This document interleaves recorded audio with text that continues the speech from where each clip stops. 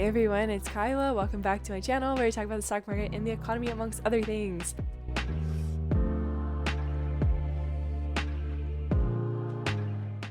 This is a show that I'm going to be talking about trade-offs. Things that don't make any sense. It's a trade-off, right? It's a trade-off. It's the trolley problem, it's second order effects, and there's just like life being gray. There's also the centralization and decentralization trade-off, then the Federal Reserve's trade-off, then Apple's trade-off and how the stock market is literally like just 5 stocks, then the cybersecurity trade-off and sort of the reliance on legacy systems and what we could learn from Log4j, then the true decentralization centralization trade-off, then the energy trade-off, the crypto trade-off, which it's just kind of this segmentation of narrative creation, narrative resistance, and then narrative disruption. Then I talk about the dollar trade-off. Then I talk about the happiness trade-off. So essentially how we have these feedback loops, how, you can't have happiness without unhappiness. I'm reading Dostoevsky, so there we go for that one. Then I have final thoughts on just all these different gray areas that we exist in and what it means for our functionality and within these different subsystems that we inhabit. Trade-offs. Trade-offs. For every action, there's an equal and opposite reaction. For every choice A, there is a choice B with a choice C, choice D, and choice Z sometimes thrown into the mix. Life is a function of evaluating these choices, of making weighted probability decisions around the different options that we face most of the time. Do you sell or buy? Do you pick up the trash or leave it? Do you move or do you stay? Life is a series of small decisions wrapped up into several more big decisions, and some decisions are harder than others. It's the trolley problem, scaled. Do you pull the lever or not? But of course, outcomes are not finite. There are consequences from each decision that we make, from pulling the lever or not pulling the lever. It's not really option A, pull the lever, or option B, not pull the lever. There's a lot of gray area. Who is impacted by A? What carnage does B leave? What if the trolley loses a wheel and A turns into B, etc.? Our life is nothing but variance. That is why this gray area is what makes up most of our life. Not really A or B, but a mix of the two. A key part of the distribution. In life, on the most macroscopic scale possible, we have very good things, we have decently okay things, and we have very bad things. With, of course, plenty of gray area. This gray area is the most interesting part. What exists in the margins of good and bad, what makes something decent versus excellent, and what makes something horrible versus fantastic. Life is a distribution, but these tails are so fuzzy, right? Defining what is good and what is bad is something that philosophers have been banging their heads into the wall about for thousands of years. The bad good gets fuzzy because of trade-offs. This gets into the centralization trade-off. Centralization is a core component of the life that we have, to a sometimes worrying degree. One of the main goals of crypto/Web3 is modifying centralization to decentralization,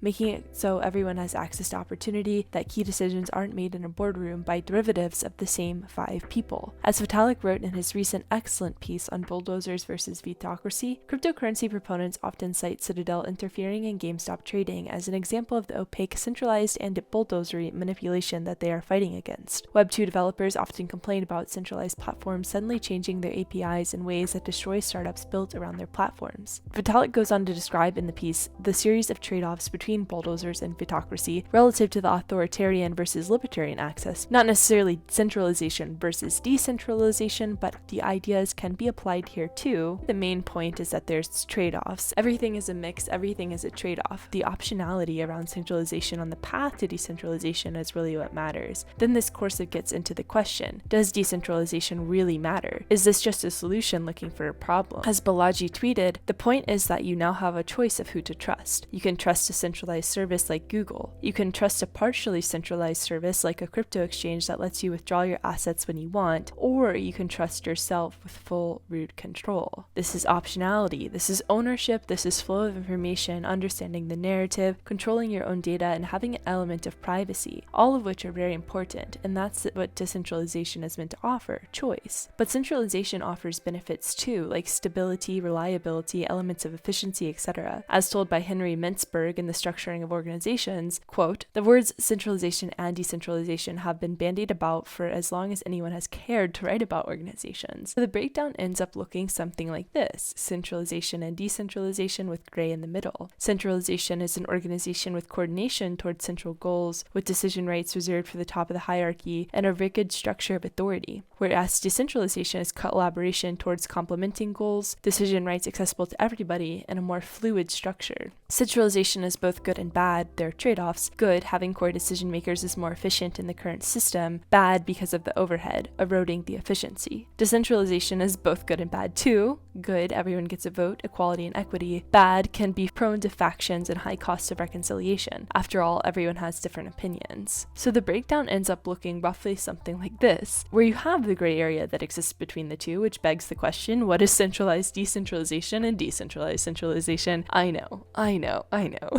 But there are gray areas. So decentralization is collaboration all the way down to flexible structure, and centralization is coordination all the way down to standardization. But just like the trolley problem, it isn't A, centralization, or B, decentralization. It's more like A, centralization with situational trust and some element of optionality, or B, decentralization with total ownership with access to a support system. For example, decentralized centralization already exists. In DAOs, decentralized autonomous organizations, there ends up being quasi-leaders that direct most of the operations and make decisions. And with decentralized decentralization, due to the massive administrative burden, there ends up being mini decentralized decision processes rolling up to the big decision. So we end up in the gray yet again, with decentralized centralization and centralized decentralization. And this gets into an example such as the Federal Reserve's trade-off. So where does that centralized versus decentralized narrative lie? The Federal Reserve is a centralized decision maker with Jerome Powell driving the car. They have a huge trade-off, one of the most difficult because of the impacts that it has and the sheer difficulty of getting the balance right. The Fed has to optimize for maximum employment and price stability, which is their dual mandate, really better described as their dual balance. They need people to be employed but not too employed, and price stability. They need prices to inflate but not inflate too fast. Inflation is increasingly a political tool and the impacts are not evenly distributed. Then all of that boils down into economic growth. They have to ensure that, or else there will be anger from politicians. And they have to ensure this without making the economy grow too fast while ensuring that it isn't flatlining. But of course, there are other things that weigh on the Fed's dual balance, such as other central banks. They have to balance international monetary policy from other central banks, such as the surprise rate hike from the Bank of England, and corporate debt, which is at all-time highs, and that'll squeeze at higher rates because those companies will have a higher payload on the debt that they currently carry. Also, supply chains are a mess, raw materials are quite expensive, and the labor market is quite weird. But the worst part of all this, and something that the decentralization-centralization trade-off can't really fix, is that the Fed's tools might not be able to work. As Harley Bassman wrote, it is likely the Fed has broken the correlation between interest rates and inflation. Decentralization doesn't matter if the process outcome connection is broken. And so that brings the question, how do you raise rates and slow speed a taper in order to get into that red dot in the middle graph below with regards to the Fed's dual mandate? How do they get to where they want to be if their tools are not going to let them get there?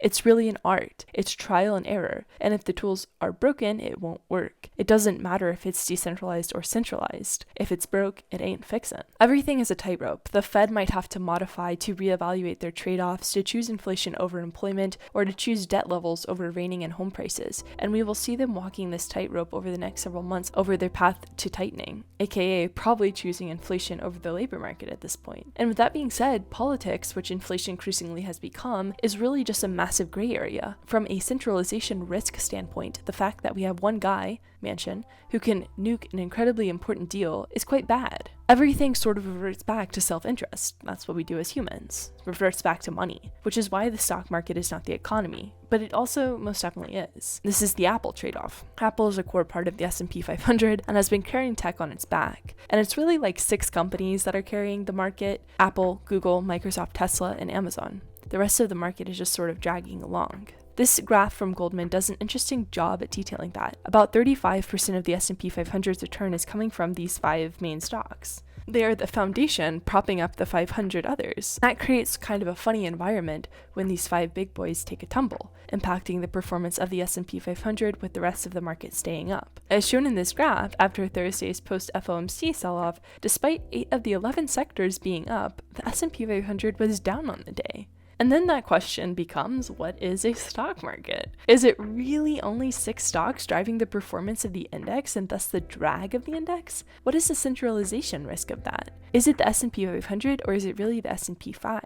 What is the vulnerability of that? Are managers just matching 5 stocks? And if so, what does that mean for centralization risk for the market? Where's the gray area? This gets into the cybersecurity trade-off. The Log4j vulnerability is another centralization trade-off. In real life, it would be the same as you giving the keys to your house to a random stranger you just saw pass in front of you without even realizing. That's essentially what Log4j is, but on the internet. It shows us that we can't rely on small, under-resourced, and under-acknowledged teams to uphold the entire internet. It also shows us how fragile the systems that we have are, and how fragile they could become if we don't take care of them. It is a huge software flaw and vulnerability, and it is in the basis of open source of volunteers of people who want to build a better internet. But better requires investments and pivots away from continuous patching, small fixes to the branches instead of fixing the problem at the root. Also AWS, whatever the heck is going on there.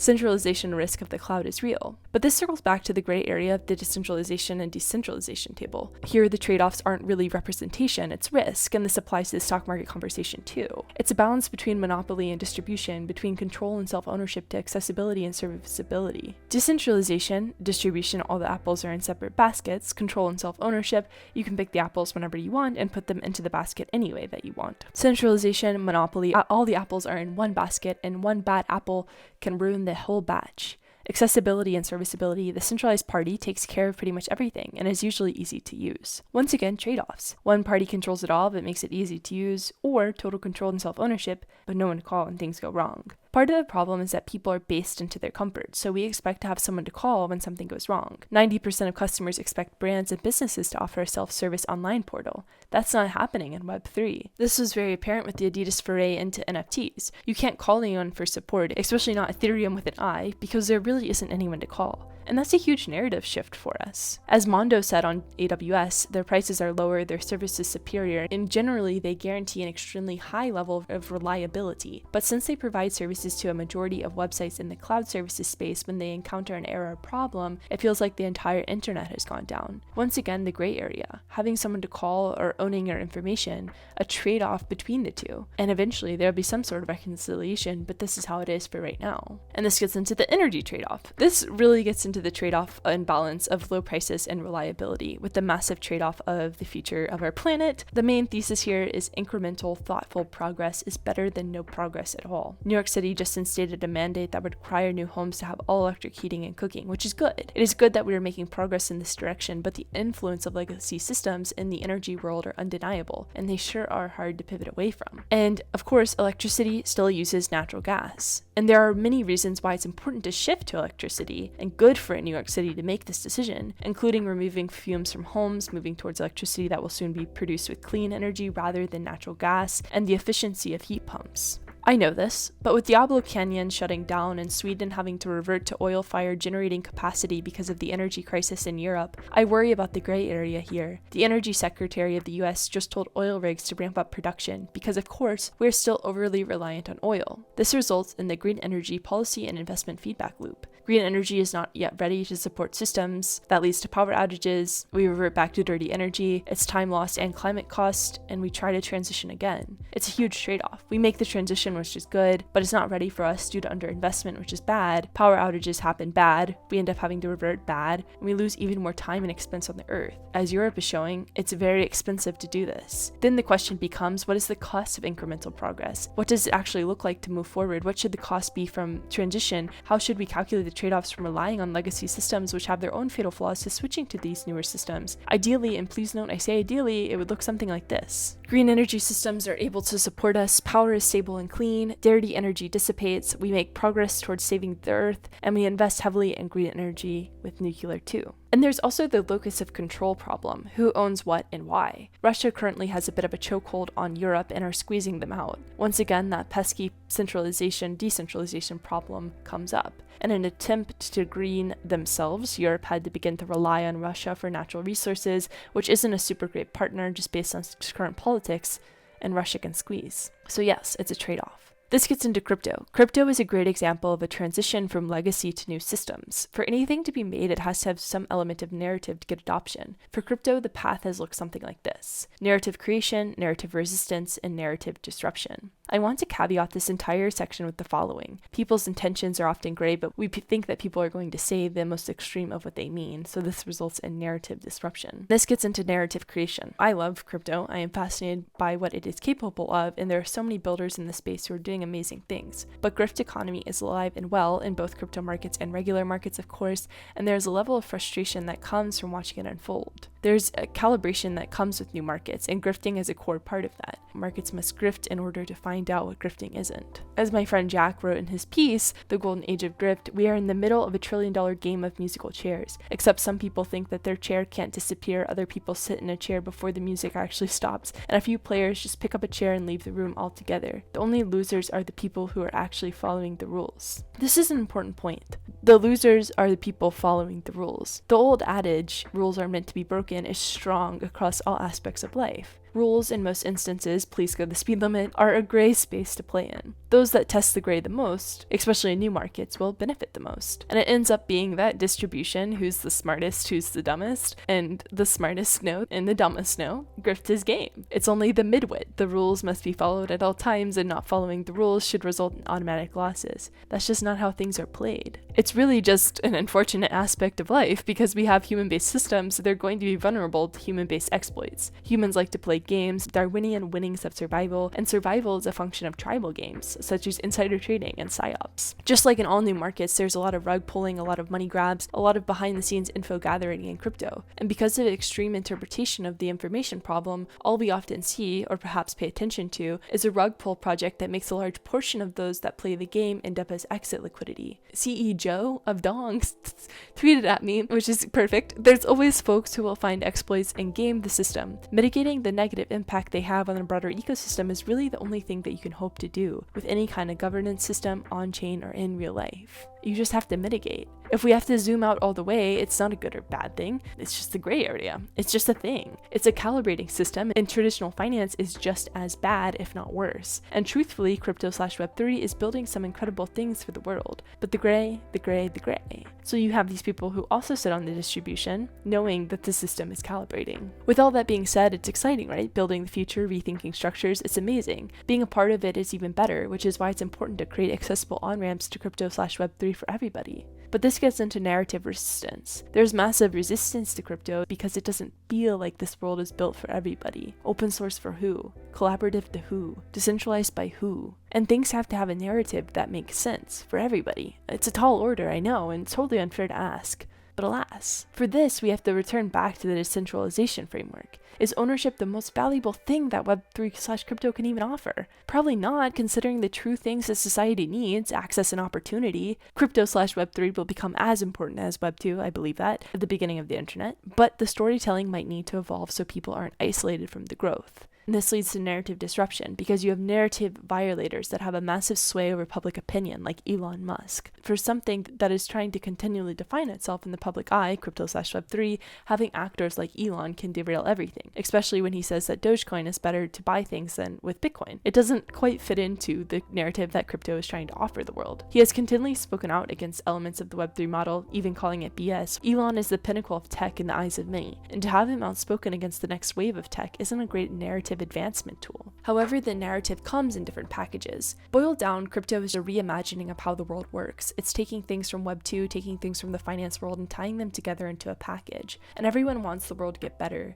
The repainting of society is happening all over. If you turn around, the anti-work movement, covered brilliantly by Outlots, has a lot of the same intonations. We want to keep working, just on our terms. We want to overhaul the existing systems to benefit the people in them more. We want to rewrite how we think about economic structures. So as crypto Web3 calibrates, there is a bubbling of the same sort of sentiment across other sections of society. The most interesting part will be if they can combine, if the frameworks that we've had in our minds for how the world is are going to morph. As Tracy Alloway summarized it, and I sometimes wonder how much of the tension between workers and employees could be alleviated if people were A, just nicer, and B, if they were able to set expectations and actually stick to them. The gray area of being nice could definitely solve a lot of the problems that we have. This gets into the dollar trade-off. System calibration is what the US dollar relies on. It's a very delicate balance. The reserve currency is a dance of geopolitics and monetary base. You'll often hear we are going to have hyperinflation, implying infinite dollars, and the purchasing power of the dollar will go to zero, implying a value of zero. The dollar dollar actually is backed, not by gold, no, but backed by guns and taxes. After all, taxes and death are the only two certainties in life.